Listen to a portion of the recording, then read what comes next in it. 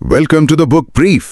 आज हम एक ऐसी किताब पर गहरी नज़र डाल रहे हैं जो तकरीबन हर बुक स्टोर में नुमाया नज़र आती है, लेकिन जिसका नाम लेते ही अक्सर लोग थोड़ा बेचैन हो जाते हैं। जी, रॉबर्ट ग्रीन की ताकत के 48 कानून। बिल्कुल, ये वो किताब है जिसे कुछ लोग कामयाबी की कुंजी मानते हैं और कुछ इसे अखलाकी तौर पर एक खतरनाक हिदायतनामा समझते हैं। जी, और इस किताब का जो बुनियादी फलसफा है ना, वो ये है कि ताकत एक समाजी खेल है जिससे आप मुंह नहीं मोड़ सकते।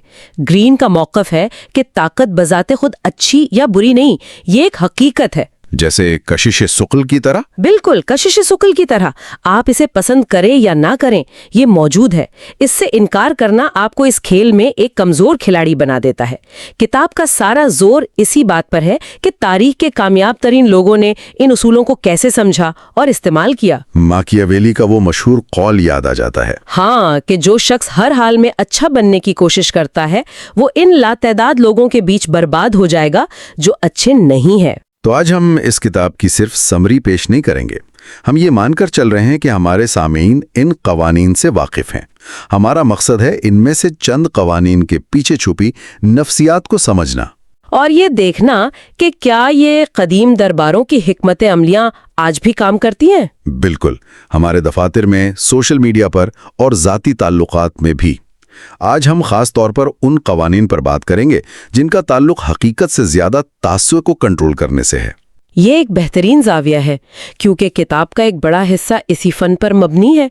हकीकत क्या है ये अहम नहीं, अहम ये है कि हकीकत नजर क्या आती है। तो आइए पहले कानून से ही शुरू करते हैं जो शायद सबसे मशहूर है, कभी अपने मालिक से सबकत ना ले जाएं।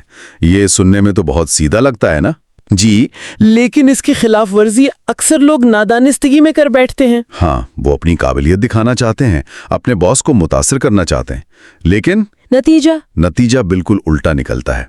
इसकी सबसे क्लासिक मिसाल फ्रांस के बादशाह लुई 14वां के वजीर खजाना निकोलस फोके की है। अच्छा, फोके एक बहुत काबिल और बाअसर शख्स था और बादशाह का मंजूर नजर भी। उसने बादशाह को मजीद खुश करने के लिए अपने नए महल में एक ऐसी शानदार दावत का एहतमाम किया जो तारीख में बेमिसाल थी। यानी इसने कोई कसर नहीं छोड़ी। कोई कसर नहीं। उस वक्त के बेहतरीन फनकार थे। बागात वर्साए के शाही बागात से ज्यादा खूबसूरत थे और आतिशबाजी ऐसी कि पूरा पेरिस जगमगाओ था। इसका मकसद तो यही होगा कि देखो मैं आपका कितना काबिल और वफादार वजीर हूँ, आपके लिए क्या कुछ कर सकता हूँ। बिल्कुल यही उसकी सोच थी, लेकिन बादशाह ने उसे इस नज़र से नहीं देखा। जब लुई 14 ने अपने वजीर की शानो शौकत देखी, उसका ज़ौक़, उसकी मकबूलियत, तो उसे खुशी नहीं हुई। उसे खुशी के बजाय शदीद अदम तहफ़्फ़ुज़ और हसद का एहसास हुआ। उसे लगा कि उसका अपना मुलाजिम उससे ज्यादा चमक रहा है। उसकी अना को ठेस पहुंची। और फिर पार्टी के अगले ही दिन बादशाह ने फोके को गबन के झूठे इल्जाम में गिरफ्तार करवा दिया। फोके ने अपनी बाकी जिंदगी जेल की कोठड़ी में गुजारी। वाह, तो उसकी वो शानदार पार्टी ही उसकी बर्बादी का सबब बन गई। ये तो इंसानी नफ्सियात पर एक गहरी चोट है। क्या ये सिर्फ बादशाहों की अना का मसला था या आज के कॉर्पोरेट बॉसेस में भी यही चीज होती है? ये इंसानी फितरत का हिस्सा है। देखें, कोई भी खास तौर पर जो ताकतवर पोजीशन पर हो, खुद को कमतर या गैर महफूज महसूस करना पसंद नहीं करता। सही। जब आप अपने मालिक की काबिलियत पर, चाहे गैर इरादी तौर पर ही सही, सवालिया निशान लगा देते हैं, तो आप उसकी अना को खतरे में डाल देते हैं। ताकतवर लोग अक्सर बहुत नाजुक अना के मालिक होते हैं। तो फिर इस कानून पर अमल करने का सही तरीका क्या है? क्या हम अपनी सलाहियतों को छुपाएं? नहीं, छुपाना नहीं। इसके बरक्स इसी दौर के गैलीलियो की मिसाल देखें। वो इस कानून को समझने के लिए बेहतरीन मिसाल है। अच्छा, माहिर फल्कियात गैलीलियो। जी, जब गैलीलियो ने दूरबीन से मुश्तरी के 4 चांद दरियाफ्त किए तो ये एक बहुत बड़ी साइंसी कामयाबी थी। वो चाहता तो उसे अपनी जहानत का शाहकार बनाकर पेश कर सकता था, लेकिन उसने ऐसा नहीं किया। वो मेडिची खानदान की सरपरस्ती में था जो उस वक्त फ्लोरेंस के हाकिम थे। गैलीलियो ने फौरन इन चांदों का नाम मेडिची सितारे रख दिया। अच्छा, यानी उसने अपनी दरियाफ्त को अपने सरपरस्तों के नाम कर दिया। ये तो कमाल की चाल थी। इससे भी बढ़कर उसने एक पूरी कायनाती तशबीह बनाई اس نے کہا کہ یہ 4 چاند میڈیچی خاندان کے 4 بھائیوں کی علامت ہیں جو اپنے بانی کے گرد گھومتے ہیں، بالکل اسی طرح جیسے یہ چاند مشتری کے گرد گھومتے ہیں۔ واہ، اس نے تو انہیں کائنات میں ایک ابدی مقام دے دیا۔ بالکل، اس نے اپنی ذہانت کو اپنے مالک کی شان بڑھانے کے لیے استعمال کیا۔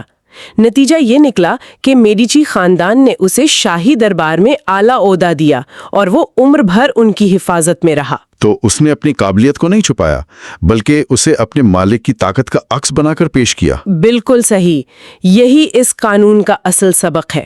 تو پہلے قانون میں ہم نے دیکھا کہ اپنے مالک کے تاثر کو کیسے سنبھالنا ہے، لیکن جب آپ خود طاقتور ہوں یا بننا چاہتے ہوں تو اپنی ساخت کا تاثر کیسے بناتے ہیں، یہ ہمیں قانون نمبر 5 کی طرف لاتا ہے۔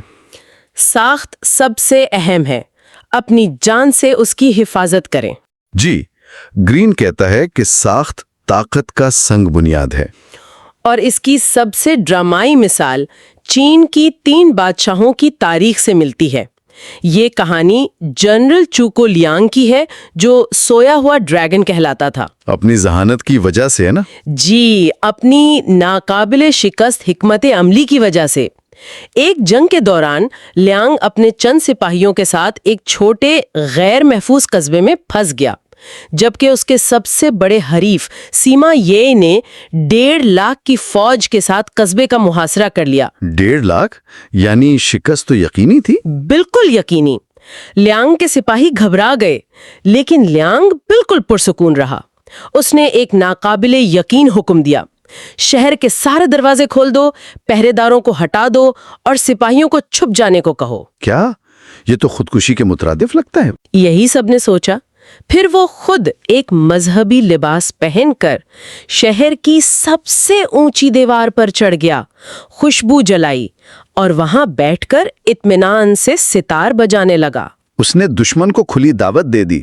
جب سیما یی اپنی فوج کے ساتھ شہر کے قریب پہنچا تو اس نے یہ منظر دیکھا، کھلے دروازے، خاموش شہر اور دیوار پر بیٹھا اس کا سب سے بڑا دشمن جو سکون سے موسیقی بجا رہا ہے۔ تو اس نے کیا سوچا؟ سیما یی چوکو لیانگ کی چالاکی اور دھوکہ دہی کی ساکھ سے اچھی طرح واقف تھا۔ اس نے سوچا لیانگ کبھی اتنا لاپرواہ نہیں ہو سکتا، یہ ضرور کوئی بہت بڑی چال ہے، شہر کے اندر یقیناً ایک جال بچھایا گیا ہے۔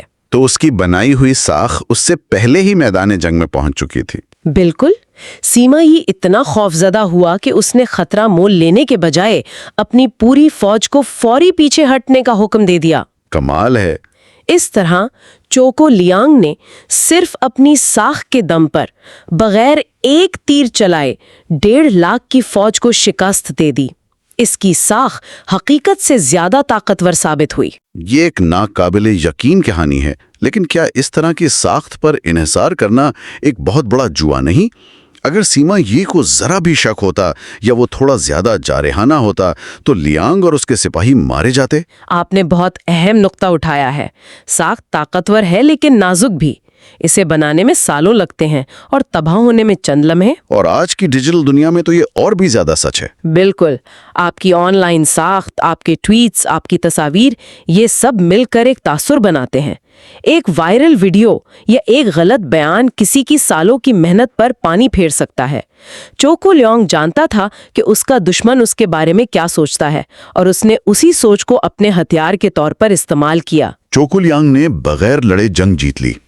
یہ خیال مجھے کتاب کے ایک اور قانون کی طرف لے جاتا ہے، قانون نمبر 9، اپنے عمل سے جیتیں، بحث سے کبھی نہیں۔ جی، گرین کا کہنا ہے کہ بحث میں جیتی ہوئی فتح وقتی ہوتی ہے اور اکثر اپنے پیچھے تلخی چھوڑ جاتی ہے۔ یہ قانون سمجھنا تھوڑا مشکل ہو سکتا ہے، خاص طور پر ان لوگوں کے لیے جو منطق اور دلیل پر یقین رکھتے ہیں۔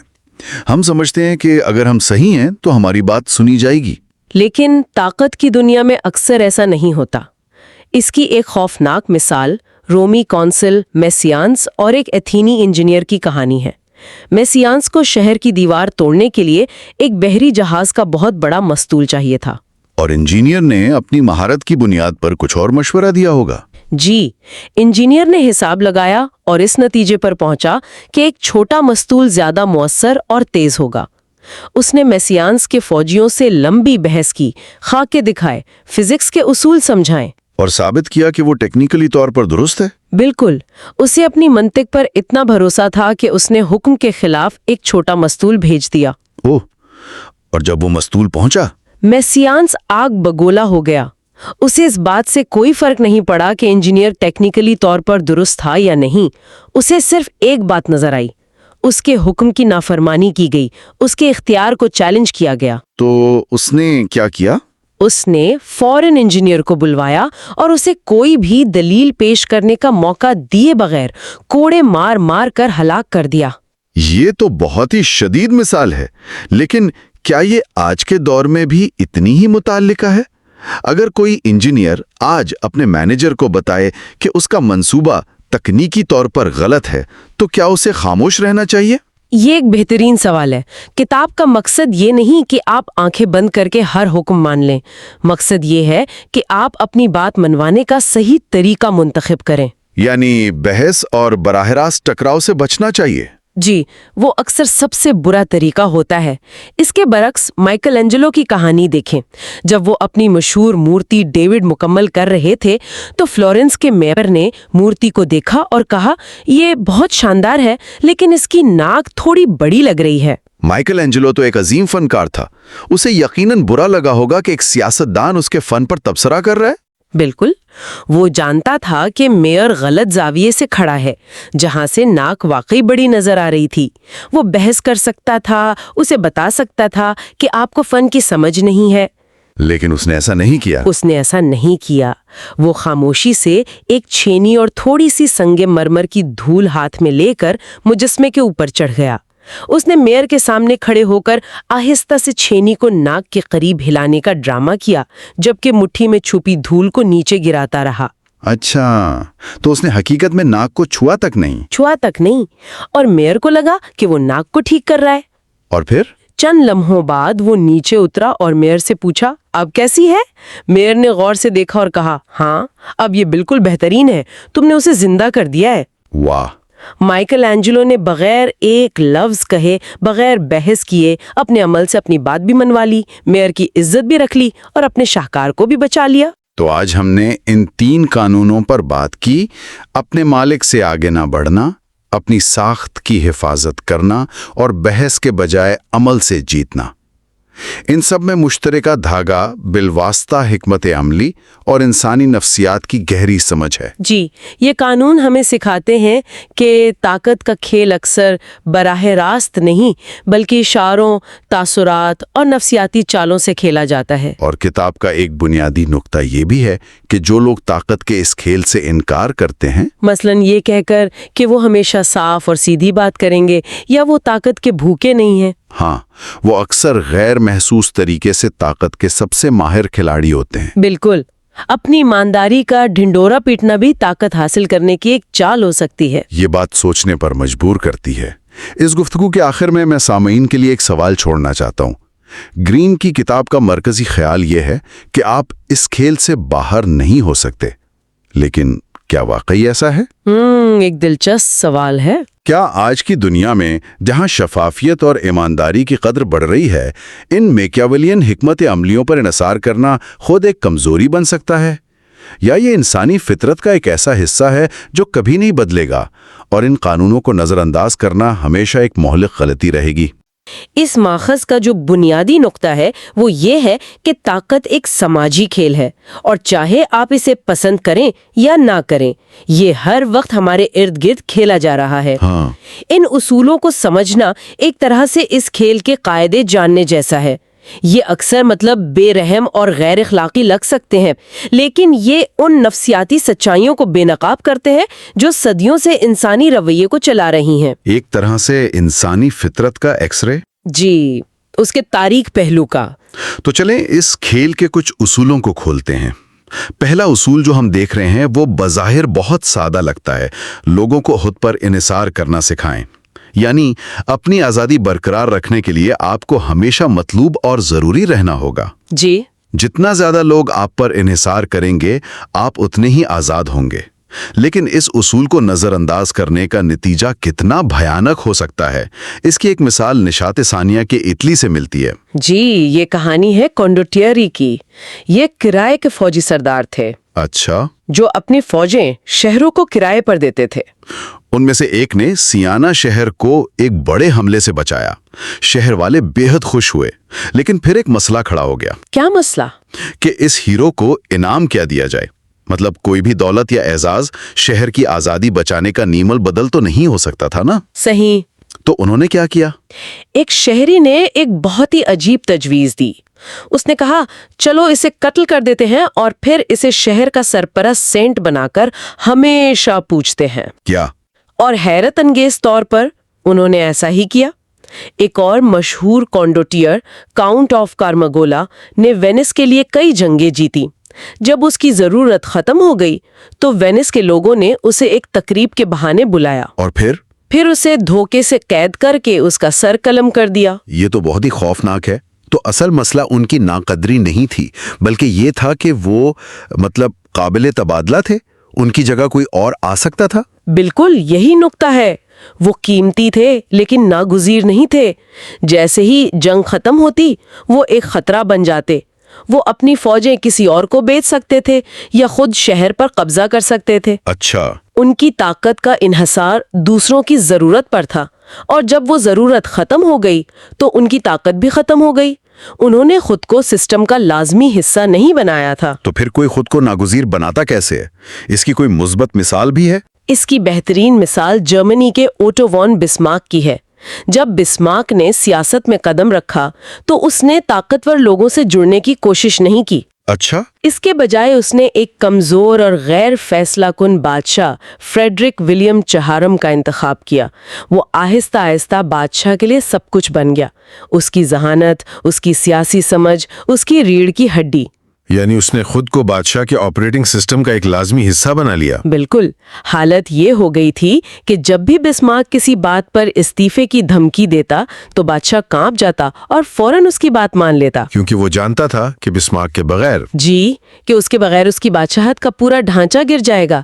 بسمارک سمجھتا تھا کہ طاقت کا اصل راز یہ ہے کہ دوسرے آپ کے بغیر اپنے مقاصد حاصل ہی نہ کر سکے۔ اس کی ایک اور چھوٹی مگر دلچسپ مثال فرانس کے بادشاہ لوئس 11ویں کی ہے۔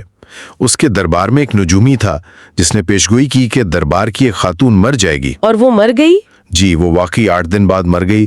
تو بادشاہ ڈر گیا اور سوچا کہ نجومی نے اسے زہر دیا ہے۔ تو بادشاہ نے اسے قتل کرنے کا سوچا ہوگا۔ جی، اس میں نجومی کو اپنے کمرے میں بلایا اور اپنے سپاہیوں کو اشارہ دینے کے لیے تیار تھا کہ جیسے ہی وہ حکم دے نجومی کو کھڑکی سے باہر پھینک دیں۔ بلانے پر اس نے نجومی سے پوچھا، تم تو بڑے عالم ہو، اپنی قسمت کے بارے میں بتاؤ، تم کب مرو گے؟ نجومی نے ایک لمحے میں خطرہ بھانپ لیا اور جواب دیا، بادشاہ سلامت، میں آپ کی وفات سے ٹھیک 3 دن پہلے مروں گی۔ کمال ہے۔ یہ سن کر بادشاہ کا رنگ اڑ گیا اور اس نے نہ صرف اسے جانے دیا بلکہ اس کی حفاظت کے لیے بہترین ڈاکٹر اور محافظ بھی لگا دیے۔ اس نے اپنی زندگی کو بادشاہ کی زندگی سے جوڑ کر خود کو ناگزیر بنا لیا۔ بالکل ٹھیک ہے، تو پہلا قدم خود کو ناگزیر بنانا ہے۔ لیکن اگر آپ کے دشمن یا حریف پہلے سے موجود ہوں تو کیا ہوگا؟ یہاں ماخذ ایک اور حیران کن حکمت عملی بتاتا ہے۔ اپنے شکار کو غیر مسلح کرنے کے لیے سوچی سمجھی ایمانداری اور سخاوت کا استعمال کریں۔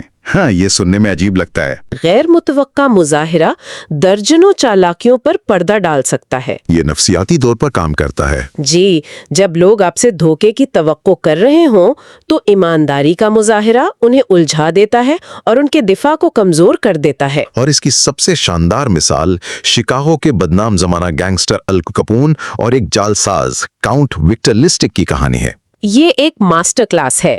لسٹنگ نے ال کپون سے رابطہ کیا اور اسے ایک اسکیم میں سرمایہ کرنے کے لیے $50,000 دینے پر راضی کر لیا اور وعدہ کیا کہ وہ 60 دنوں میں رقم 2 گنی کر دے گا۔ ال کپون جیسے شکی آدمی نے پیسے دے تو دیے، لیکن وہ جانتا تھا کہ اگر لسٹنگ نے دھوکہ دیا تو اس کا کیا انجام ہوگا۔ تو 2 مہینے بعد کیا ہوا؟ لسٹنگ پیسے دگنا کر کے لایا؟ نہیں، یہی تو چال تھی۔ لسٹنگ نے وہ $50,000 لیے اور انہیں شکاگو کے ایک بینک کے سیفٹی ڈپازٹ باکس میں رکھ دیا۔ اس نے پیسوں کو ہاتھ تک نہیں لگایا۔ اچھا، 2 مہینے بعد وہ آل کپون کے پاس واپس گیا اور بہت سنجیدگی سے کہا، جناب کپون، مجھے افسوس ہے، میرا منصوبہ ناکام ہو گیا، میں آپ کے پیسے دگنا نہیں کر سکا، یہ رہی آپ کی پوری رقم۔ 1 منٹ، تو کپون جو یا تو $1,00,000 کی توقع کر رہا تھا یا پھر یہ کہ اس کے پیسے لے کر کوئی بھاگ جائے گا، اسے اپنی پوری رقم واپس مل گئی؟ اس کا رد عمل کیا تھا؟ کپون حیران رہ گیا۔ اس کی پوری زندگی بے ایمان، لالچی اور دھوکے باز لوگوں کے درمیان گزری تھی۔ اس نے کبھی کسی کو ناکامی تسلیم کرتے ہوئے پیسے واپس کرتے نہیں دیکھا تھا۔ لسٹنگ کی اس ایمانداری نے اسے اتنا متاثر کیا کہ اس نے کہا، تم ایماندار آدمی ہو، مجھے معلوم تھا کہ تمہارا منصوبہ کامیاب نہیں ہوگا، لیکن تم نے میرے پیسے واپس کر دیے۔ اور اس نے انعام کے طور پر لسٹنگ کو $5,000 دے دیے۔ اور یہی $5,000 لسٹنگ کا اصل ہدف تھے۔ جی، یہ تو نفسیاتی طور پر بہت گہری چال ہے، یعنی آپ اپنے مخالف کی توقعات کو ہی اس کے خلاف استعمال کر رہے ہیں۔ کپون دھوکے کی توقع کر رہا تھا، اس لیے ایمانداری سب سے بڑا دھوکہ بن گئی۔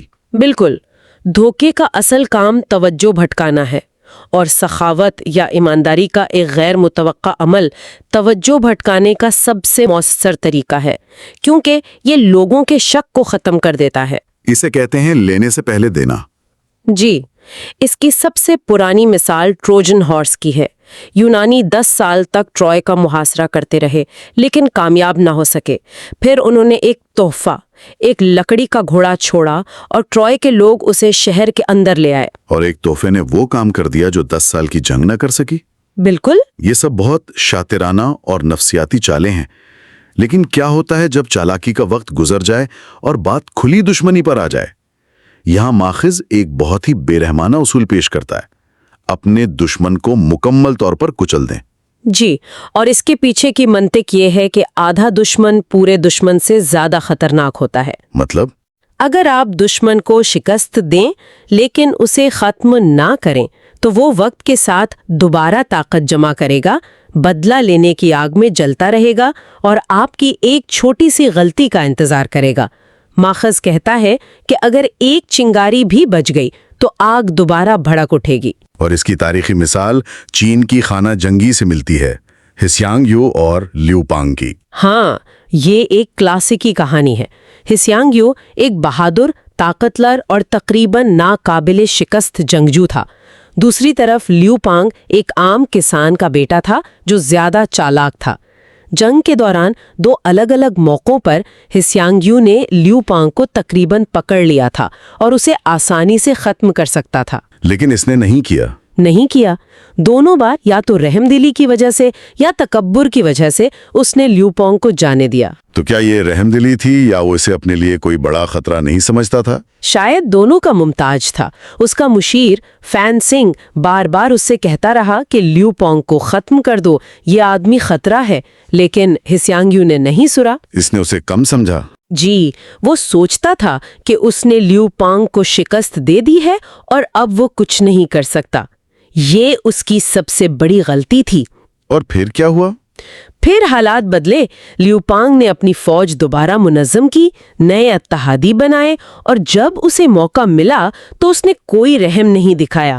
اس نے ہسیانگ یو کی فوج کو گھیر کر مکمل طور پر تباہ کر دیا، جس کے بعد ہسیانگ یو نے شرمندگی اور شکست کے عالم میں خودکشی کر لی۔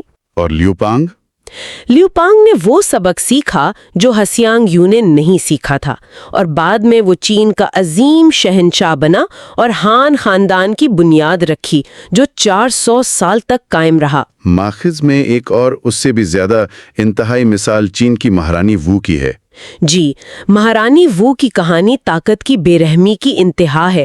وہ ایک عام کنیز سے شہنشاہ کی بیوی بنی، لیکن اس کا ہدف ملکہ بننا تھا۔ جب اس نے ایک بیٹی کو جنم دیا تو اس نے ایک موقع دیکھا۔ ایک دن جب ملکہ اس کی بیٹی سے ملنے آئی تو اس کی جانے کے فوراً بعد وو نے اپنی ہی نومولود بیٹی کا گلا گھونٹ کر اسے مار ڈالا۔ اپنی بیٹی کا؟ جی۔ اور الزام ملکہ پر لگا دیا۔ شہنشاہ نے اس پر یقین کر لیا اور ملکہ کو قید کر دیا۔ یہ سوچنا بھی خوفناک ہے کہ اقتدار کے لیے کوئی اس حد تک جا سکتا ہے۔ اور یہ تو صرف شروعات تھی۔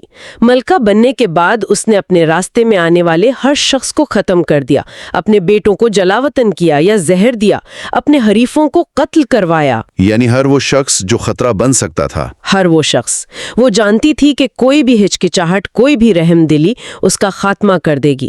اس کے لیے یہ بقا کی جنگ تھی، یا تو سب کو کچل دو یا خود کچلی جاؤ۔ اور اس نے حکومت کی؟ جی، اسی بے رحمی کی بنیاد پر اس نے 40 سال حکومت کی، جو چین کی تاریخ کی طویل ترین حکومتوں میں سے ایک ہے۔ ٹھیک ہے، تو فرض کریں کہ کوئی ان تمام اصولوں پر عمل کر کے دشمنوں کو کچل کر سب سے اوپر پہنچ جاتا ہے۔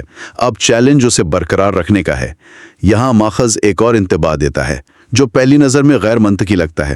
اپنی حفاظت کے لیے قلعے نہ بنائیں، تنہائی خطرناک ہے۔ یہ ایک بہت اہم نقطہ ہے۔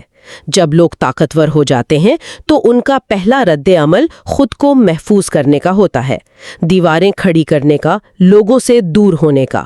وہ سمجھتے ہیں کہ ایبلز انہیں محفوظ رکھے گا۔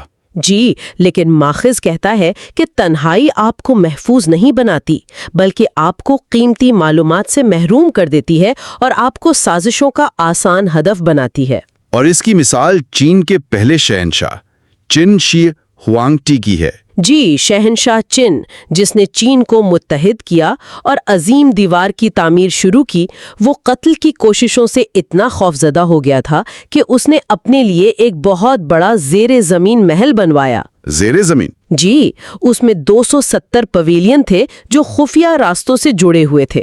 وہ ہر رات ایک مختلف کمرے میں سوتا تھا اور کسی کو نہیں معلوم ہوتا تھا کہ وہ کہاں ہے۔ اگر کوئی اسے دیکھ لیتا تو اس کی سزا موت تھی۔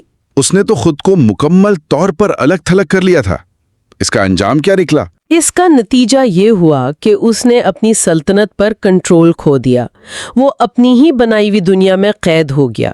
اس کے وزیرا اور خواجہ سرا اس کے نام پر حکومت چلاتے رہے، اس کی لا علمی میں سازشیں کرتے رہے، اور جب وہ ایک دورے کے دوران مر گیا تو انہوں نے اس کی موت کو ہفتوں تک چھپائے رکھا۔ تو کسی کو خبر ہی نہیں ہوئی؟ کسی کو نہیں۔ اس کی لاش سڑتی رہی۔ تنہائی نے اسے طاقتور نہیں بلکہ کمزور، بے خبر اور بے بس بنا دیا تھا۔ اور پھر اس کے بالکل برعکس ایک مثال فرانس کے بادشاہ لوئس چودھویں کی ہے۔ بالکل، لوئس 14 نے ورسائے کا محل بنایا، جو تاریخ کے سب سے شاندار محلات میں سے ایک ہے، لیکن اس نے اسے قلعہ نہیں بنایا بلکہ ایک کھلا دربار بنایا۔ جی، اور اس نے اپنے تمام طاقتور امراء اور رئیسوں کو مجبور کیا کہ وہ اپنا گھر بار چھوڑ کر ورسائے میں اس کے ساتھ رہیں۔ ایک منٹ، تو بادشاہ کا صبح بستر سے اٹھنا بھی ایک عوامی تقریب تھی؟ یہ تو پرائیویسی کا بالکل الٹ ہے۔ اس کے پیچھے کیا سوچ تھی؟ اس کے پیچھے ایک گہری حکمت عملی تھی۔ اس کی ہر چیز عوامی تھی۔ صبح اس کے جاگنے کی تقریب، جسے فرانسیسی میں لیور کہتے ہیں، مطلب بادشاہ کا اٹھنا، درجنوں لوگ دیکھتے تھے۔ یعنی کوئی پرائیویسی نہیں تھی؟ بالکل نہیں۔ لوگ اسے کپڑے بدلتے، ناشتہ کرتے، ہر کام کرتے دیکھتے تھے۔ اس کا مقصد یہ تھا کہ وہ ہر وقت اپنے امراء سے گھرا رہیں۔ اس نے اپنے دوستوں کو قریب رکھا، لیکن اپنے ممکنہ دشمنوں کو اور بھی قریب۔ تو یہ ایک طرح کا سنہری پنجرہ تھا۔ بالکل، ورسائے میں کوئی راز نہیں رہ سکتا تھا۔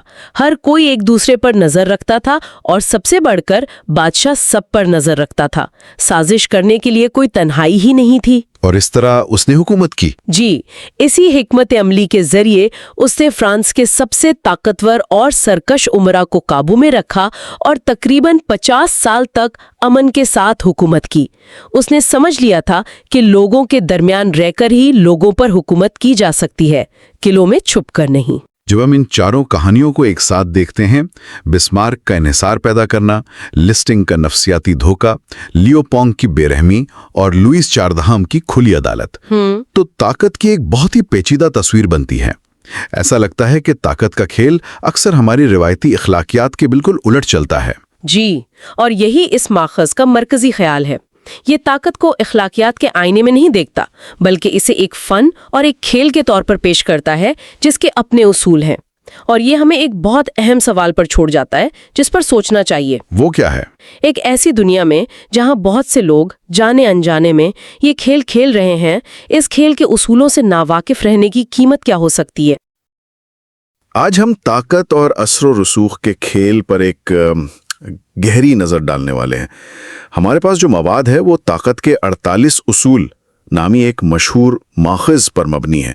ये कोई आम सेल्फ हेल्प गाइड नहीं, बल्कि तारीख की सबसे चालाक, कभी कभी बेरहम और अक्सर मुतनाज़ा हिकमत अमलों का जो है एक मजमुआ है। हमारा मकसद इन उसूलों की वकालत करना बिल्कुल नहीं, बल्कि ये समझना है कि तारीख की इन कहानियों से इंसानी फितरत और ताकत का खेल कैसे काम करता है, इसके बारे में क्या सीखा जा सकता है। बिल्कुल। इस माखज़ का जो बुनियादी नुक्ता है वो ये है कि ताकत एक खेल है, और अगर आप इस दुनिया में रह रहे हैं तो आप अनजाने में ये खेल खेल रहे हैं। तो बेहतर यही है कि इसके उसूल मालूम हो। ये उसूल अक्सर अखलाकी तौर पर परेशान कुन लगते हैं, लेकिन ये इंसानी नफ्सियात के उन पहलुओं की अक्कासी करते हैं जो सदियों से नहीं बदले, चाहे वो बादशाहों के दरबार हों या आज के कॉर्पोरेट बोर्ड रूम्स। तो चलें इस खेल को समझने की कोशिश करते हैं। पहला असूल जिस पर हम बात करेंगे वो है लोगों को खुद पर इन्हिसार करना सिखाएं। यानी अपनी आज़ादी बरकरार रखने के लिए आपको हमेशा मतलूब और ज़रूरी रहना चाहिए। जितना ज़्यादा लोग आप पर इन्हिसार करेंगे, आप उतने ही आज़ाद होंगे। सुनने में तो ये सीधा साधा लगता है, लेकिन माखज़ में इस उसूल को नज़रअंदाज करने की एक बड़ी भयानक मिसाल मिलती है। जी, ये कहानी निशात सानिया के इटली की है। उस दौर में शहर अपनी हिफाजत के लिए किराए के फौजियों पर इन्हिसार करते थे, जिन्हें कॉन्डोटिएरी कहा जाता था, यानी किराए के फौजी सरदार। एक ऐसे ही सरदार ने सियना शहर को एक बड़े हमले से बचाया। शहर वाले बहुत खुश हुए, लेकिन अब एक मसला खड़ा हो गया कि उसका इनाम कैसे दिया जाए। कोई भी दौलत या एजाज उसकी खिदमत के बराबर नहीं था। तो फिर उन्होंने क्या किया? एक शहरी ने एक बहुत अजीब तजवीज़ दी। उसने कहा, इस शख्स को इनाम देने का बेहतरीन तरीका यह है कि हम उसे मार डालें और फिर उसे शहर का सरपरस्त सेंट बनाकर हमेशा पूछते रहें। क्या वाकई? जी, और उन्होंने बिल्कुल ऐसा ही किया। एक और मिसाल काउंट ऑफ कार्मागनाला की है, जो वेनिस का एक इंतहाई कामयाब फौजी था। जंगे जीतने के बाद उसे भी धोखे से बुलवाकर कत्ल कर दिया गया। ये तो बहुत अजीब है। मसला क्या था? नाशुक्री या कुछ और था? यहाँ जो गहरी बात है वो नाशुक्री की नहीं, बल्कि उन फौजियों के काबिल तब्दाला होने की थी। वो बहुत काबिल थे, लेकिन उनकी जगह लेने के लिए और बहुत से कॉन्डोटिएरी मौजूद थे। वो ज़रूरी थे, लेकिन नागुज़ीर नहीं थे। उन्होंने अपने आजरों को इस मुकाम पर नहीं पहुंचाया था कि उनके बगैर निज़ाम ही ठप हो जाए। यही उनकी सबसे बड़ी गलती थी। अच्छा, तो खुद को नागुज़ीर कैसे बनाया जाए, इस उसूल पर कामयाबी से अमल करने की भी कोई मिसाल होगी? बेहतरीन मिसाल जर्मनी के ओटो वॉन बिस्मार्क की है। जब बिस्मार्क ने सियासत में कदम रखा तो उसने उस वक्त के ताकतवर लोगों से जुड़ने की कोशिश नहीं की। इसके बजाय उसने कमज़ोर और आप कह लें गैर फैसलाकुन बादशाह फेडरिक विलियम चहारम का साथ दिया। वो आहिस्ता आहिस्ता बादशाह के लिए सब कुछ बन गया। इसकी जहानत, उसकी हिम्मत, उसकी सियासी रीढ़ की हड्डी। वो बादशाह को मशवरे देता, उसके लिए लड़ता और उसे मजबूत करता रहा, यहाँ तक कि बादशाह मुकम्मल तौर पर उस पर इन्हिसार करने लगा। यानी उसने खुद को बादशाह के निजाम का एक ऐसा पुर्जा बना लिया जिसे निकाला ही नहीं जा सकता था। बिल्कुल। जब भी बादशाह बिस्मार्क की किसी बात से इख्तिलाफ करता, बिस्मार्क सिर्फ इस्तीफा देने की धमकी देता था, और हर बार बादशाह घुटने टेक देता, क्योंकि वो जानता था कि बिस्मार्क के बगैर उसकी हुकूमत एक दिन भी नहीं चल सकती। बिस्मार्क ने समझ लिया था कि ज़रूरत ही दुनिया पर हुक्मरानी करती है। अगर आप अपनी ज़रूरत पैदा नहीं करते तो जैसे ही आपसे बेहतर कोई मिलेगा, आपको रास्ते से हटा दिया जाएगा। ये तो आज भी होता है ना? कॉर्पोरेट दुनिया में वो एक इंजीनियर जिसके बगैर सिस्टम नहीं चलता, या वो मैनेजर जिसके पास तमाम क्लाइंट्स के ताल्लुकात हों, वो अक्सर अपनी मनमानी कर सकता है क्योंकि कंपनी उस पर मुनहसिर हो जाती है। यही नफ्सियात है। ताकत का हतमी राज ये है कि दूसरे आपके बगैर काम न कर सकें। फ्रांस के बादशाह लुइस 11वें और उसके नजूमी की कहानी भी यही सबक देती है। बादशाह को शक हुआ कि उसका नजूमी साजिश कर रहा है और उसने उसे कत्ल करने का मंसूबा बनाया। उसने नजूमी को बुलाया और पूछा, तुम तो बड़े आलिम हो, बताओ तुम्हारी अपनी मौत कब वाक़ई होगी? नजूमी ने एक लम्हे में खतरा भांप लिया और जवाब दिया, बादशाह सलामत, मेरी मौत आपकी वफात से ठीक 3 दिन पहले होगी। वाह! इस जवाब ने बादशाह के हाथ बांध दिए और उसने फिर कभी नजूमी को मारने का नहीं सोचा। نجومی نے اپنی زندگی کو بادشاہ کی زندگی سے جوڑ کر خود کو ناگزیر بنا لیا تھا۔ ٹھیک ہے، تو پہلا قدم خود کو ناگزیر بنانا ہے، لیکن اگر آپ کو کسی ایسے شخص کا اعتماد جیتنا ہو جو پہلے سے ہی آپ پر شک کرتا ہو، ماخذ کہتا ہے کہ یہاں ایمانداری ایک ہتھیار بن سکتی ہے، لیکن شاید اس طرح نہیں جس طرح ہم سوچتے ہیں۔ اگلا اصول ہے اپنے شکار کو غیر مسلح کرنے کے لیے سوچی سمجھی ایمانداری اور سخاوت کا استعمال کریں۔ یہ نفسیاتی جوڑ توڑ کی ایک شاندار مثال ہے، اور اس کی سب سے بہترین کہانی ہے شاطر جالساز کاؤنٹ وکٹر لسٹگ اور شکاگو کے بدنام زمانہ گینگسٹر ایل کپون کی۔ لسٹگ نے کپون سے ملاقات کی اور اسے ایک سرمایہ کاری کے منصوبے میں $50,000 لگانے پر آمادہ کیا اور وعدہ کیا کہ وہ 60 دنوں میں رقم 2 گنی کر دے گا۔ ایک منٹ، ایل کپون جیسا شکیر اور خطرناک آدمی ایک اجنبی پر کیسے بھروسہ کر سکتا ہے؟ یہی تو لسٹگ کا کمال تھا۔ اس کا انداز اتنا پر اعتماد تھا کہ کپون نے سوچا کہ چلو موقع دے کر دیکھتے ہیں۔ لسٹگ نے پیسے لیے اور غائب ہو گیا۔ اس نے رقم کو ایک سیفٹی ڈپازٹ باکس میں رکھا اور 2 مہینے انتظار کیا۔ اس نے اسے 2 گنا کرنے کی کوئی کوشش تک نہیں کی۔ تو پھر کیا ہوا؟ 2 مہینے بعد وہ خالی ہاتھ واپس گیا ایل کپون کے پاس۔ یہ تو مطلب خودکشی کے برابر تھا۔ یہی تو چال تھی۔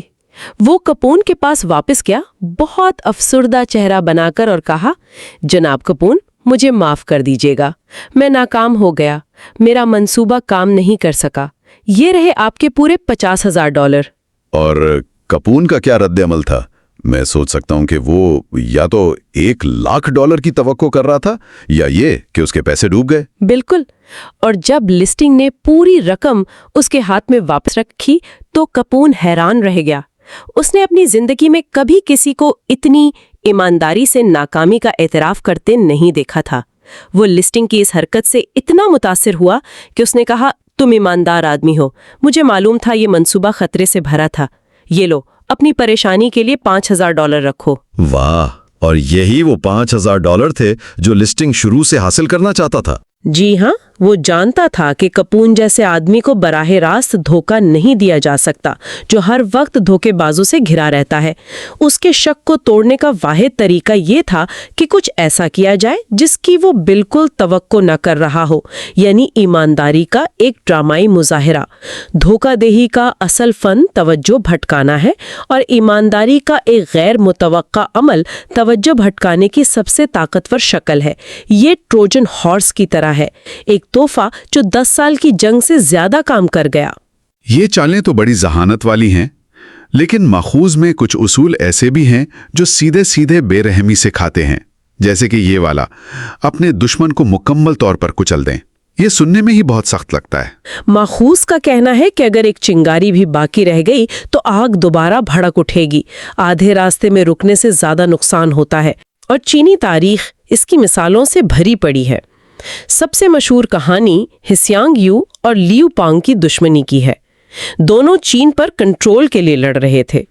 ہسیانگ یو ایک ناقابل شکست جنگجو تھا، طاقتور اور نڈر، لیکن اس میں ایک کمزوری تھی، وہ کبھی کبھی ضرورت سے زیادہ رحم دل ہو جاتا تھا۔ تو اس نے اپنے حریف لیو پانگ کو موقع ملنے پر بھی ختم نہیں کیا؟ 2 بار، 2 مختلف موقعوں پر لیو پانگ اس کے قبضے میں تھا، اور دونوں بار ہسیانگ یو نے اسے جانے دیا۔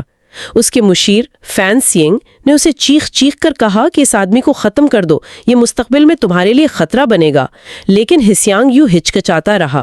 اسے لگا کہ ایک ناحتے دشمن کو مارنا اس کی شان کے خلاف ہے، اور ظاہر ہے اس نے بعد میں اس پر پچھتایا ہوگا۔ اس نے ہیکشیانگ یو کی فوج کو گھیر کر مکمل طور پر دبا کر دیا، اور آخر میں ہیکشیانگ یو کو خودکشی کرنی پڑی۔ لیو پانگ نے وہ سبق سیکھ لیا تھا جو ہیکشیانگ یو نہیں سیکھ سکا تھا۔ جب آپ کسی دشمن کو زندہ چھوڑتے ہیں تو آپ اسے رحم نہیں دے رہے ہوتے، آپ اسے وقت دے رہے ہوتے ہیں بدلہ لینے کی تیاری کے لیے۔ لیکن کیا یہ ہمیشہ سچ ہوتا ہے؟ تاریخ میں ایسی مثالیں بھی تو ہیں جہاں رحم دلی نے دشمنوں کو دوست بنا لیا۔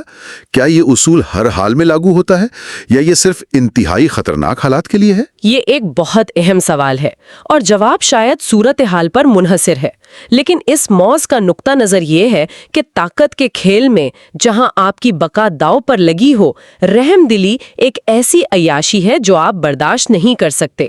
اس کی سب سے شدید مثال چین کی تاریخ کی واحد خاتون شہنشاہ مہارانی وو کی ہے۔ اس نے اقتدار تک پہنچنے کے لیے کسی کو نہیں بخشا۔ میں نے ان کے بارے میں سنا ہے، ان کی کہانیاں تو بہت خوفناک ہیں۔ وہ بے رحمی کی انتہا تھیں۔ جب وہ ایک کنیز تھیں تو انہوں نے اپنی ہی نومولود بیٹی کا گلا گھونٹ کر الزام اپنی حریف ملکہ پر ڈال دیا تاکہ اسے راستے سے ہٹا سکیں۔ جب وہ مہارانی بن گئیں تو انہوں نے اپنے بیٹوں کو جو تخت کے وارث تھے یا تو زہر دے دیا یا جلا وطن کر دیا۔ انہوں نے ہر اس وزیر، جنرل اور خاندان کے فرد کو ختم کر دیا جس سے انہیں ذرا بھی خطرہ محسوس ہوا۔ وہ جانتی تھیں کہ کوئی بھی ہچکچاہٹ، کوئی بھی رحم دلی اس کا اپنا خاتمہ ثابت ہوگی، یا تو وہ سب کو کچل دیتی یا خود کچلی جاتی۔ اس کی 40 سالہ حکومت اسی بے رحمی کی بنیاد پر قائم تھی۔ یہ سوچنا بھی خوفناک ہے کہ طاقت کی قیمت اتنی زیادہ ہو سکتی ہے۔ آپ کو اپنے اندر کی انسانیت کا ایک حصہ مارنا پڑتا ہے۔ ٹھیک ہے، تو فرض کریں کوئی ان سب چالوں سے اوپر پہنچ گیا، دشمنوں کو ختم کر دیا اور طاقت حاصل کر لی۔ اب قدرتی رد عمل تو یہی ہوگا کہ خود کو محفوظ کرنے کے لیے دیواریں کھڑی کی جائیں، ایک قلعہ بنایا جائے۔ لیکن اگلا اصول اس کے بالکل الٹ کہتا ہے، اپنی حفاظت کے لیے قلعے نہ بنائیں، تنہائی خطرناک ہے۔ جی، اور اس کی بہترین مثال چین کے پہلے شہنشاہ چن شی ہونگ ٹی کی ہے، جس نے چین کو متحد کیا اور دیوار چین کی تعمیر شروع کی۔ وہ قتل کی کوششوں سے اتنا خوفزدہ ہو گیا تھا کہ اس نے اپنے لیے ایک بہت بڑا زیر زمین محلاتی کمپلیکس بنوایا۔ اس میں 270 پویلین تھے جو خفیہ سرنگوں سے جڑے ہوئے تھے۔ کس لیے؟ تاکہ کوئی یہ نہ جان سکے کہ وہ کس رات کہاں سو رہا ہے۔ اس نے حکم دیا تھا کہ اگر کسی نے اسے دیکھ لیا تو اسے فوراً موت کی سزا دی جائے گی۔ وہ مکمل طور پر پوشیدہ رہنا چاہتا تھا، یہ سوچ کر کہ اگر کوئی اسے ڈھونڈ نہیں سکتا تو کوئی اسے مار بھی نہیں سکتا۔ تو اس نے خود کو اتنا الگ تھلگ کر لیا کہ اسے پتہ ہی نہیں چلا کہ اس کی اپنی حکومت میں کیا ہو رہا ہے۔ طاقت بچانے کی کوشش میں اس نے طاقت کھو دی۔ بالکل یہی ہوا۔ اس کی تنہائی نے اسے طاقتور نہیں بلکہ کمزور اور بے خبر بنا دیا۔ اس کے وزراء اور خواجہ سرا اس کے نام پر اپنی مرضی چلاتے رہے، سازشیں کرتے رہے، اور جب وہ ایک دورے کے دوران مر گیا تو انہوں نے اس کی موت کی خبر کو ہفتوں تک چھپائے رکھا تاکہ وہ اقتدار پر اپنی گرفت مضبوط کر سکیں۔ اس کا جسم اس کی گاڑی میں سڑتا رہا اور بدبو چھپانے کے لیے ساتھ میں مچھلیوں کی ایک گاڑی چلائی گئی۔ تنہائی نے اسے ایک آسان ہدف بنا دیا تھا۔ تو اس کے برعکس کیا ہے؟ اگر قلعہ بندی کام نہیں کرتی تو کیا کام کرتا ہے؟ اس کے بالکل برعکس مثال فرانس کے بادشاہ لوئس 14واں یعنی سورج بادشاہ کی ہے۔ اس نے ورسائے کا مشہور محل بنایا، لیکن اسے قلعہ نہیں بنایا۔ اس نے اسے ایک کھلا دربار بنایا جہاں اس کے تمام امراء اس کے ساتھ رہتے تھے۔ وہ ان سے گھرا رہتا تھا ہر وقت۔ ایک منٹ، تو بادشاہ کا صبح بستر سے اٹھنا بھی ایک عوامی تقریب تھی؟ یہ تو پرائیویسی کا بالکل الٹ ہے۔ اس کے پیچھے کیا سوچ تھی؟ کیا وہ دکھاوا کر رہا تھا یا اس کا کوئی گہرا مقصد تھا؟ یہ خالصتاً ایک حکمت عملی تھی۔ صبح اٹھنے کی اس تقریب کو فرانسیسی میں لیور کہتے تھے، یعنی بادشاہ کا اٹھنا، اور یہ ایک عوامی تماشا تھا۔ درجنوں امراء اسے جاگتے، کپڑے بدلتے اور ناشتہ کرتے دیکھتے تھے۔ ہر چیز ایک تقریب تھی۔ اس کا مقصد یہ تھا کہ کوئی بھی امیر اپنی جاگیر میں واپس جا کر بادشاہ کے خلاف سازش نہ کر سکے۔ وہ سب بادشاہ کی نظروں کے سامنے تھے ورسائے میں۔ تو اس نے اپنے ممکنہ دشمنوں کو اپنے قریب رکھ کر ان پر نظر رکھی۔ جی ہاں، لوئس چہاردھام سمجھتا تھا کہ بادشاہ کی تنہائی بغاوت کو جنم دیتی ہے۔ ورسائے میں کوئی راز نہیں رہ سکتا تھا، ہر کوئی ایک دوسرے کی جاسوسی کر رہا تھا اور بادشاہ سب کی جاسوسی کر رہا تھا۔ اس کھلے پن نے اسے سازشوں سے محفوظ رکھا اور اس نے تقریباً 50 سال تک امن کے ساتھ حکومت کی۔ اس کا اصول تھا، لوگوں کے درمیان رہ کر ہی لوگوں پر حکومت کی جا سکتی ہے۔ جب ہم ان چاروں کہانیوں کو ایک ساتھ دیکھتے ہیں، بسمارک کا انحصار پیدا کرنا، لسٹنگ کا دھوکہ، لیوپانگ کی بے رحمی اور لوئس 14واں کی کھلی عدالت، تو ایک عجیب تصویر بنتی ہے۔ ایسا لگتا ہے کہ طاقت کا کھیل اکثر ہماری روایتی اخلاقیات کے بالکل الٹ چلتا ہے۔ یہ اصول صرف طاقت کے استعمال کے بارے میں نہیں، بلکہ انسانی نفسیات کی گہری سمجھ وقت کا صحیح استعمال اور سماجی چالوں کے بارے میں ہے۔ بالکل، یہ ماخوذ طاقت کو اخلاقیات سے بالاتر ایک حقیقت کے طور پر پیش کرتا ہے، جیسے کشش ثقل کا قانون۔ آپ اسے پسند کریں یا نہ کریں، یہ موجود ہے، اور یہ ایک بہت اہم سوال پیدا کرتا ہے جس پر ہمارے سننے والوں کو سوچنا چاہیے۔ ایک ایسی دنیا میں جہاں بہت سے لوگ شعوری یا لاشعوری طور پر یہ کھیل کھیل رہے ہیں، اس کھیل کے اصولوں سے ناواقف رہنے کی قیمت کیا ہو سکتی ہے؟ دوسروں کو خود پر انحصار کرنا سکھانا۔ یہ خیال کہ آپ کی آزادی اس بات پر منحصر ہے کہ دوسرے آپ پر کتنا انحصار کرتے ہیں، یہ سننے میں تھوڑا عجیب لگتا ہے۔ ہاں، یہ الٹا لگتا ہے، لیکن طاقت کے کھیل میں یہ سب سے بنیادی اصول ہے۔ اس کی سب سے شاندار مثال ہمیں جرمن چانسلر اوٹو وان بسمارک کی زندگی میں ملتی ہے۔ اوہ، بسمارک! جی، جب وہ 1847 میں پرشین پارلیمنٹ میں آئے تو ان کا کوئی دوست، کوئی اتحادی نہیں تھا۔ وہ ایک تنہا شخص تھے۔ مطلب سب انہیں نظر انداز کرتے تھے؟ بالکل۔ تو ایسی صورتحال میں کوئی شخص طاقت کیسے حاصل کر سکتا ہے؟ عام طور پر تو لوگ طاقتور گروہوں سے جڑنے کی کوشش کرتے ہیں، ہے نا؟ اور بسمارک نے بالکل الٹا کیا۔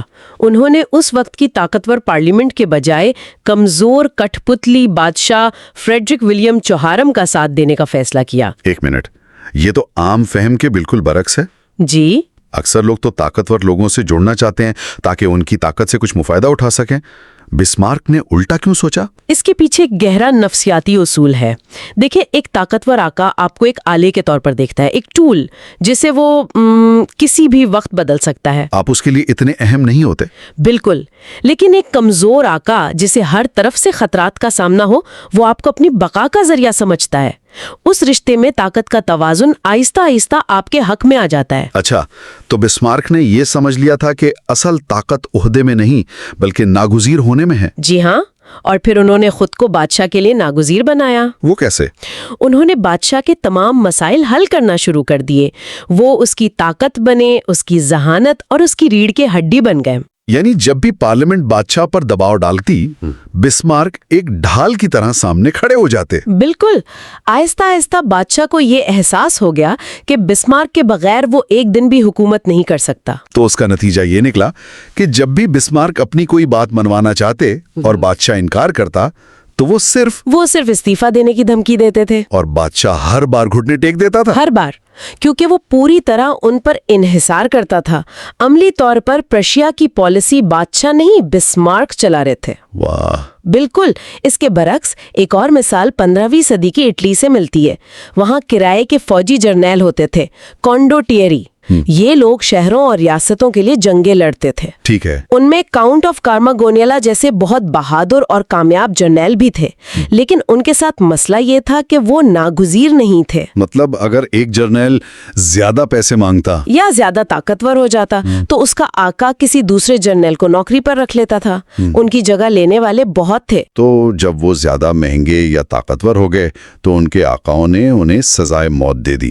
جی، کیونکہ وہ بسمارک کی طرح ناگزیر نہیں بن پائے۔ صحیح۔ دراصل ایک اور چھوٹی لیکن بہت دلچسپ کہانی فرانس کے بادشاہ لوئی 11 اور ان کے نجومی کی ہے۔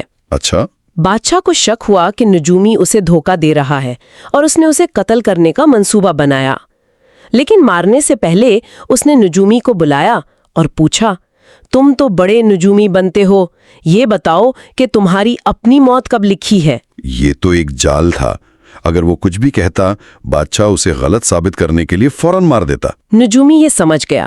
اس نے ایک لمحے کے لیے سوچا اور جواب دیا، حضور، ستارے بتاتے ہیں کہ میں آپ کی وفات سے ٹھیک 3 دن پہلے مروں گا۔ کمال ہے۔ یہ سن کر بادشاہ کا رنگ اڑ گیا۔ اس نے نہ صرف نجومی کو زندہ رکھا بلکہ اس کی صحت اور حفاظت کے لیے بہترین ڈاکٹر اور محافظ مقرر کر دیے۔ یعنی نجومی نے اپنی قسمت کو بادشاہ کی قسمت سے جوڑ کر خود کو ناگزیر بنا لیا تھا۔ بالکل۔ واہ، کیا ذہانت ہے۔ یہ اصول تو آج بھی کارپوریٹ دنیا میں نظر آتا ہے۔ وہ مینیجر جو تمام اہم معلومات، رابطے اور پاسورڈ اپنے پاس رکھتا ہے، اسے کبھی نوکری سے نہیں نکالا جا سکتا، چاہے وہ کتنا ہی نااہل کیوں نہ ہو۔ بالکل۔ ناگزیریت طاقت کی پہلی سیڑھی ہے۔ ٹھیک ہے، تو بسمارک اور اس نجومی نے خود کو ناگزیر بنا کر اپنی بقا یقینی بنا لی، लेकिन सिर्फ नागुजीर होना काफी नहीं होता। आपको लोगों से वो काम भी करवाना होता है जो आप चाहते हैं, वो भी बगैर किसी जबरदस्ती के। ये तो ताकत का एक बिल्कुल अलग ही पहलू है। आपने बिल्कुल सही पकड़ा। यहाँ हमारा दूसरा उसूल काम आता है, लोगों को इंतखाब का वहम देना। उनसे अपनी बात मनवाने का बेहतरीन तरीका यह है कि उन्हें लगे कि फैसला वो खुद कर रहे हैं। इसकी कोई मिसाल? इसकी एक इंतहाई ड्रामाई मिसाल रूस के जार इवान द टेरेबल की कहानी में मिलती है। इवान द टेरेबल, नाम ही काफी खौफनाक है। इसे किससे खतरा था?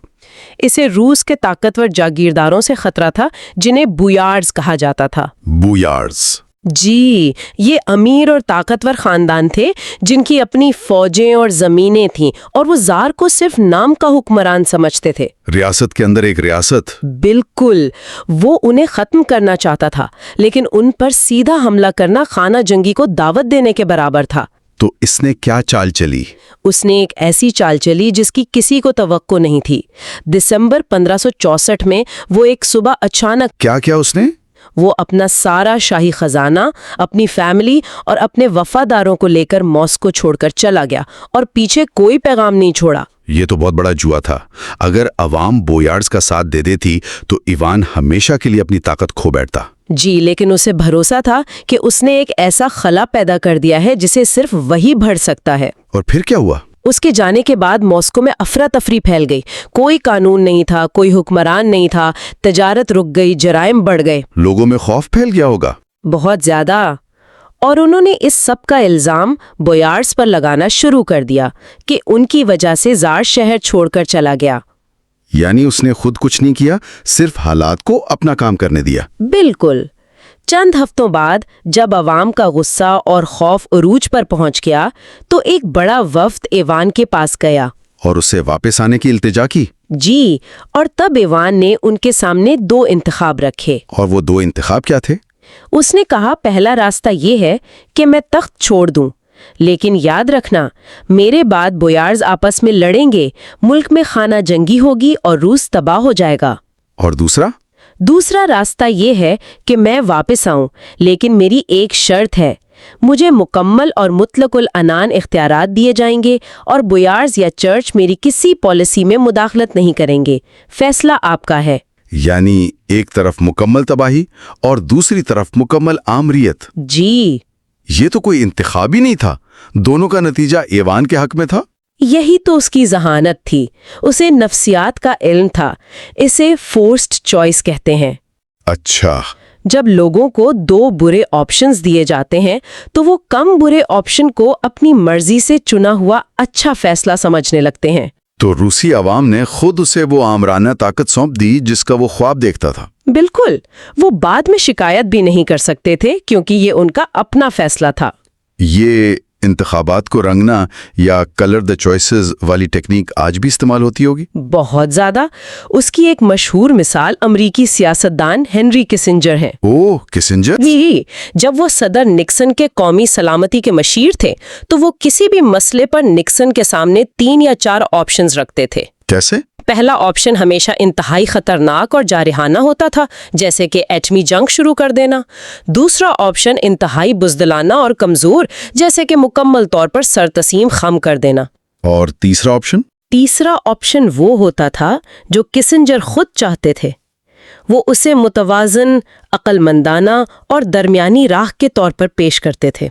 तो निक्सन को हमेशा लगता था कि वो खुद फैसला कर रहे हैं, जबकि हकीकत में उनका रास्ता किसिंजर ने पहले से ही तय कर दिया था। जी बिल्कुल।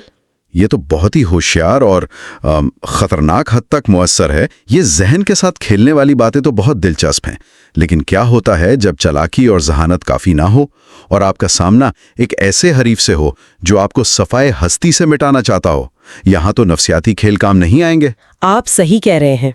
जब बका की जंग हो तो उसूल बदल जाते हैं, और ये हमें हमारे तीसरे और आखिरी उसूल की तरफ लाता है। एक खतरनाक दुश्मन को मुकम्मल तौर पर कुचल देना चाहिए। मुकम्मल तौर पर? जी, अगर एक चिंगारी भी बाकी रह गई तो आग दोबारा भड़क सकती है। ये सुनने में बहुत बेरहमाना लगता है, लेकिन तारीख बताती है कि आधे अधूरे इक़दामात अक्सर तबाही का बायस बनते हैं। इसकी सबसे बड़ी मिसाल कदीम चीन में 2 जनरलों शांग यू اور لیو پانگ کی دشمنی ہے۔ شیانگ یو اور لیو پونگ۔ جی، شیانگ یو ایک شاہی خاندان کا طاقتور، مغرور اور ناقابل شکست جنگجو تھا، جبکہ لیو پانگ ایک عام کسان کا بیٹا تھا جو زیادہ بہادر نہیں تھا لیکن انتہائی چالاک اور لوگوں کو سمجھنے والا تھا۔ وہ پہلے دوست تھے، پھر دشمنی کیسے ہوئی؟ چین پر قبضے کی جنگ میں دونوں نے مل کر پرانے شاہی خاندان کو شکست دی، لیکن پھر سوال پیدا ہوا کہ نیا شہنشاہ کون بنے گا؟ اور طاقت کے لحاظ سے شیانگ یو بہت آگے تھا۔ بہت آگے تھا۔ اس کے پاس لیو پانگ کو ختم کرنے کے کئی موقع تھے۔ تو پھر اس نے ایسا کیوں نہیں کیا؟ وہ تو ایک بہرحم جنگجو تھا۔ یہی اس کہانی کا سب سے دلچسپ نفسیاتی پہلو ہے۔ شیانگ یو مغرور تھا۔ وہ لیو پانگ کو اپنے برابر کا حریف سمجھتا ہی نہیں تھا۔ اچھا؟ اسے لگتا تھا کہ وہ جب چاہے اسے مکھی کی طرح مسل سکتا ہے۔ ایک بار اس نے لیو پانگ کو ایک دعوت پر بلایا جہاں اسے قتل کرنے کا پورا منصوبہ تیار تھا، لیکن جب لیو پانگ اس کے سامنے عاجزی سے پیش آیا تو شیانگ یو کا غرور آڑے آ گیا اور اس نے قاتلوں کو اشارہ ہی نہیں دیا۔ یعنی اس نے رحم کھایا یا یہ اس کا غرور تھا؟ شاید دونوں۔ اسے لیو پانگ کو مارنا اپنی شان کے خلاف لگا۔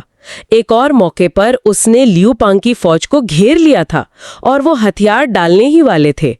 اور اس نے پھر اسے جانے دیا؟ جی، اس نے ایک بار پھر رحم کھا کر اسے ایک امن معاہدے کا موقع دے دیا۔ اس نے چین کو 2 حصوں میں تقسیم کرنے پر اتفاق کر لیا، کے ساتھ واپس آیا۔ اوہ! جب امن معاہدے کے بعد شیانگ یو اپنی فوج واپس لے جا رہا تھا تو لیو پانگ کے مشیر نے اسے خبردار کیا۔ کیا کہا اس نے؟ اس نے کہا، اسے جانے دینا ایک بھوکے شیر کو پالنے کے مترادف ہے جو بعد میں تمہیں ہی کھا جائے گا۔ اب موقع ہے، اسے ختم کر دو۔ یعنی اس نے اپنے مشیر کی بات مان لی اور انسانی جذبات کو حکمت عملی پر حاوی نہیں ہونے دیا۔ جی، یہ ایک بے رحم لیکن شاید ضروری قدم تھا۔ یہ سوچنا بھی خوفناک ہے کہ اقتدار کی خاطر انسان کس حد تک جا سکتا ہے۔ لیو پانگ نے کوئی رحم نہیں دکھایا۔ اس نے معاہدے کو توڑا اور شیانگ یو کی تھکی ہوئی فوج پر اچانک حملہ کر دیا۔ اور شیانگ یو کی فوج مکمل طور پر تباہ ہو گئی۔ جی، آخر میں جب اس کے پاس کوئی راستہ نہ بچا تو شیانگ یو نے خودکشی کر لی۔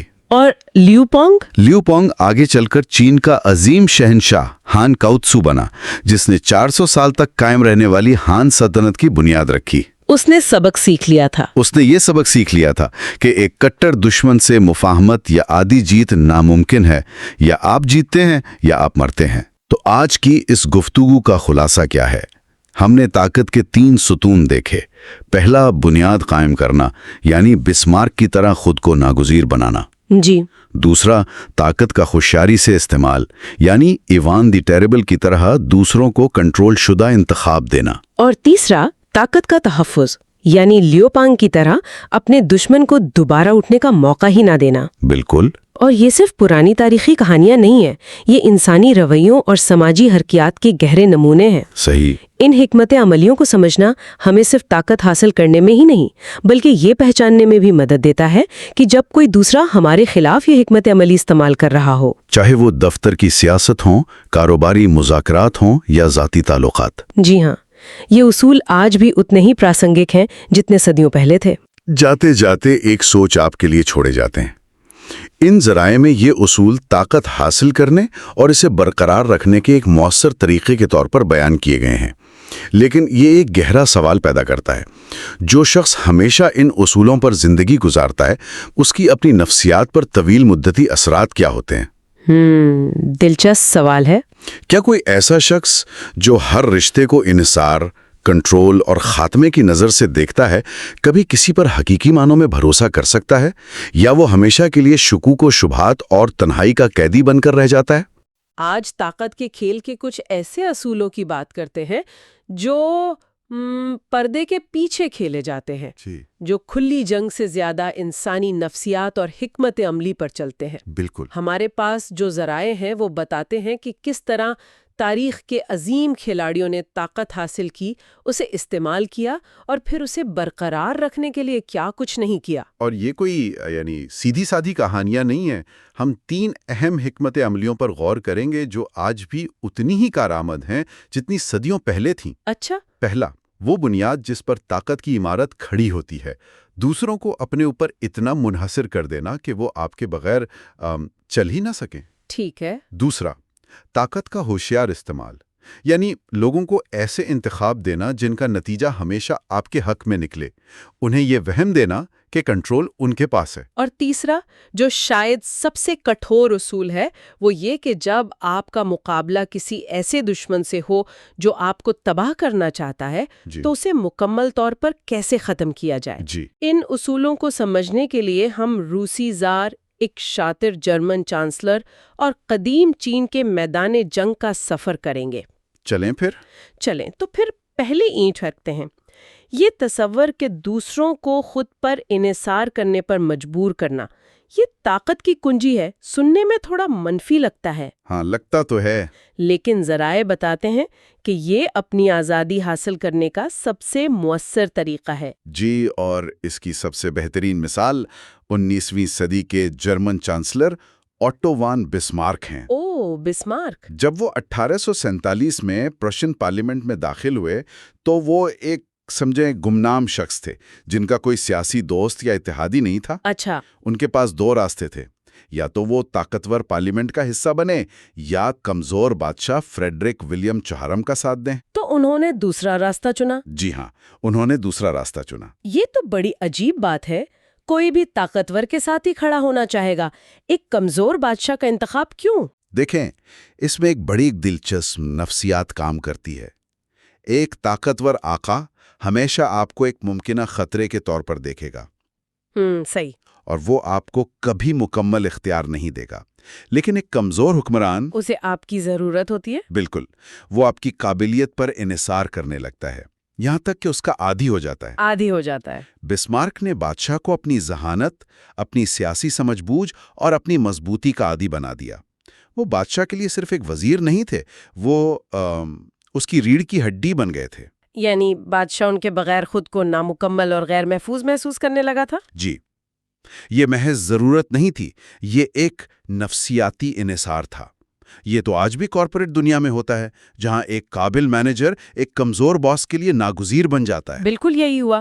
بسمارک اتنے ناگزیر ہو گئے کہ جب بھی بادشاہ ان کی کسی پالیسی سے اختلاف کرتا تو بسمارک صرف استعفیٰ دینے کی دھمکی دیتے، اور ہر بار بادشاہ گھٹنے ٹیک دیتا تھا، واہ، کیونکہ وہ جانتا تھا کہ بسمارک کے بغیر ریاست چلانا اس کے بس کی بات نہیں۔ تو نتیجہ یہ نکلا کہ پرشیا کی پالیسی بادشاہ نہیں بلکہ بسمارک طے کر رہے تھے۔ جی، انہوں نے ایک کمزور آقا کی خدمت کر کے خود کو سب سے طاقتور بنا لیا تھا۔ لیکن یہ حکمت عملی ہمیشہ کامیاب نہیں ہوتی ہے نا؟ نہیں، بالکل نہیں۔ کیا ہوتا ہے اگر آپ قابل تو ہیں لیکن آپ کی جگہ لینے والے اور بھی موجود ہیں؟ آپ نے بہت اہم نقطہ اٹھایا۔ اس کے لیے 15ویں صدی کی اٹلی کی مثال دیکھتے ہیں۔ ٹھیک ہے۔ وہاں کرائے کے فوجی جرنیل ہوتے تھے جنہیں کانڈوٹیری کہا جاتا تھا۔ وہ ریاستوں کے لیے لڑتے تھے۔ اچھا۔ اب کاؤنٹ آف کارماگنولا جیسے جرنیل بہت بہادر اور کامیاب تھے، لیکن مسئلہ یہ تھا کہ ان جیسے اور بھی بہت تھے۔ بالکل، وہ باصلاحیت تھے لیکن ناگزیر نہیں تھے۔ تو جب ان کی قیمت بڑھ گئی یا وہ زیادہ طاقتور نظر آنے لگے تو ان کے آقاؤں نے یعنی ریاستوں نے ان سے جان چھڑوا لی۔ جی ہاں، ذرائع کے مطابق کارماگنولا کو اسی وجہ سے سزائے موت دی گئی۔ بالکل، انحصار کا کھیل تبھی کام کرتا ہے جب آپ کے ہنر کا کوئی متبادل نہ ہو۔ صحیح۔ اسی سے جڑی ایک اور دلچسپ کہانی فرانس کے بادشاہ لوئی 11 اور ان کے نجومی کی ہے۔ اوہ، یہ تو دلچسپ لگ رہی ہے۔ بادشاہ کو شک تھا کہ نجومی اسے دھوکہ دے رہا ہے اور اس نے اسے قتل کرنے کا فیصلہ کر لیا۔ ٹھیک ہے۔ لیکن قتل سے پہلے اس نے نجومی کو آزمانے کے لیے بلایا اور پوچھا، تم تو دوسروں کی قسمت کا حال بتاتے ہو، ذرا اپنی قسمت کے بارے میں بتاؤ، تم اور کتنے دن زندہ رہو گے؟ یہ تو ایک جال تھا۔ اگر وہ کچھ بھی کہتا بادشاہ اسے غلط ثابت کرنے کے لیے فوراً مار دیتا۔ جی، لیکن نجومی بہت ہوشیار تھا۔ اس نے ایک لمحہ سوچا اور جواب دیا۔ کیا کہا اس نے؟ اس نے کہا، عالی جاہ، ستارے بتاتے ہیں کہ میری موت آپ کی وفات سے ٹھیک 3 دن پہلے ہوگی۔ کمال ہے، یہ تو بہترین ہے نا؟ اپنی نوکری بچانے کا اس سے اچھا طریقہ نہیں ہو سکتا۔ اس نے اپنی قسمت کو بادشاہ کی قسمت سے ایسے جوڑ دیا جیسے 2 گاڑیاں ایک زنجیر سے بندھی ہوں، ایک گرے گی تو دوسری بھی ساتھ جائے گی۔ اور بالکل یہی ہوا۔ بادشاہ یہ سن کر کانپ گیا۔ ظاہر ہے۔ اس نے نہ صرف نجومی کو زندہ رکھا بلکہ اس کی صحت اور حفاظت کے لیے بہترین انتظامات بھی کیے۔ کیونکہ اب اس کی اپنی جان داؤ پر لگی تھی۔ جی ہاں، نجومی نے خود کو بادشاہ کے لیے ناگزیر بنا دیا تھا۔ ٹھیک ہے، تو بسمارک نے خود کو ناگزیر بنا کر اپنی جگہ پکی کر لی، لیکن یہ تو ایک دفاعی حکمت عملی لگتی ہے اپنی پوزیشن کو محفوظ کرنے کے لیے۔ ایک طرح سے۔ اگر آپ کچھ کروانا چاہتے ہوں، یعنی جارحانہ انداز اپنانا ہو، تو کیا تب بھی یہ کافی ہے؟ شاید یہیں پر لوگوں کی نفسیات سے کھیلنے کا اگلا مرحلہ آتا ہے۔ آپ صحیح سمت میں سوچ رہی ہیں۔ جب آپ کسی کے لیے اہم بن جاتے ہیں تو اگلا قدم ان سے اپنی بات منوانا ہوتا ہے، اور وہ بھی زبردستی کے بغیر۔ اور یہاں دوسرا اصول کام آتا ہے، لوگوں کو چناو کا وہم دینا۔ بالکل، اور اس کی سب سے ڈرامائی مثال روس کے زار ایوان دی ٹیربل کی ہے۔ ایوان دی ٹیربل، نام سے ہی ظاہر ہے کہ وہ کوئی نرم دل حکمران نہیں تھا۔ بالکل نہیں، اس کی طاقت کو بویارڈز سے خطرہ تھا۔ یہ روس کے قدیم شاہی خاندان تھے جن کی جڑیں بہت گہری تھیں۔ اچھا، تو وہ اسے چیلنج کرتے تھے؟ وہ زار کو اپنے برابر والوں میں پہلا سمجھتے تھے، مطلق العنان حکمران نہیں۔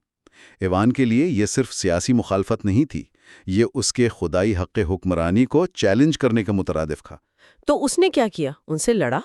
وہ ان سے براہ راست لڑ سکتا تھا، لیکن اس نے غیر معمولی چال چلی۔ کیا چال تھی وہ؟ دسمبر 1564 میں وہ اچانک اپنا سارا خزانہ، خاندان اور وفادار دربار لے کر ماسکو چھوڑ کر ایک دور دراز گاؤں میں چلا گیا۔ اپنی راجدھانی چھوڑ دی؟ جی ہاں، اور یہ اعلان کر دیا کہ وہ تخت چھوڑ رہا ہے۔ میرے خیال میں تو بویارز خوش ہوئے ہوں گے کہ چلو جان چھوٹی۔ پہلے تو وہ خوش ہوئے، لیکن پھر ماسکو میں افراتفری پھیل گئی۔ حکومت کا کوئی سربراہ نہیں تھا، قانون نافذ کرنے والا کوئی نہیں تھا، اور جرائم بڑھ گئے۔ عوام میں خوف و ہراس پھیل گیا، اور انہوں نے ساری صورتحال کا ذمہ دار بویارز کو ٹھہرایا۔ یعنی ایوان نے طاقت کا ایک ایسا خلا پیدا کیا جس نے عوام کو بویارز کے خلاف کر دیا۔ کمال کی حکمت عملی ہے۔ جی، اور پھر جب عوام کا ایک وفد روتے پیٹتے اس سے واپس آنے کی التجا کرنے پہنچا تو ایوان نے ان کے سامنے دو راستے رکھے۔ کیا راستے تھے وہ؟ اس نے کہا، یا تو میں ہمیشہ کے لیے تخت چھوڑ دیتا ہوں، جس کا مطلب ہوگا خانہ جنگی، تباہی اور غیر ملکی حملہ، جو کوئی نہیں چاہتا تھا، یا پھر میں واپس آتا ہوں، لیکن میری شرط یہ ہے کہ مجھے مطلق العناء اختیارات دیے جائیں گے اور بویار سمیت کوئی مجھ سے سوال نہیں کرے گا۔ کمال ہے۔ یعنی اس نے لوگوں کو ایسی مشکل میں ڈالا کہ وہ خود اپنے لیے ایک آمر مانگنے پر مجبور ہو گئے۔ بالکل۔ یہ تو شطرنج کی ایک ایسی چال ہے جس میں آپ کا مخالف خود اپنی شاہ کو مات دے دیتا ہے۔ آپ نے بالکل صحیح سمجھا۔ یہ دو برائیوں کے درمیان انتخاب تھا، اور دونوں کا نتیجہ ایوان کے حق میں تھا۔